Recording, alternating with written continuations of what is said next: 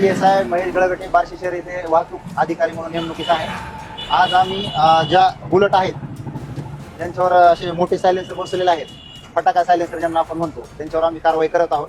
या ठिकाणी एक आता गाडी आम्ही पकडलेली आहे, त्याचे चालक आहे. दादा तुमचं नाव काय?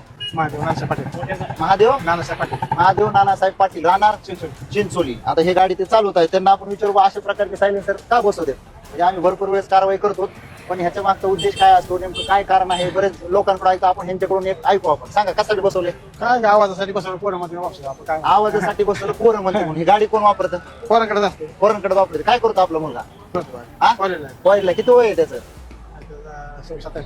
हा 26-27 वय कॉलेजचं. मग तुम्ही बघितलं नाही का आवाज एवढा काय आहे, कशासाठी? ते आणली आपण आणली. किती दिवस झाले बसून काय गाडी घेऊन? पाडेल. हा पाडव्याला घेतली, मग का बदललं नाही? काय झालं? मग त्याचा नाद आहे म्हणून तुम्ही हे करून दिलं. म्हणजे आता ह्यांना बघा, ह्यांनी मुलाला कॉलेजला आहे म्हणून ह्यांनी बुलेट घेऊन दिली पाडव्याला आपला चांगला सणाला, पण ह्यांनी सायलेन्सर मोठं बसवलंय.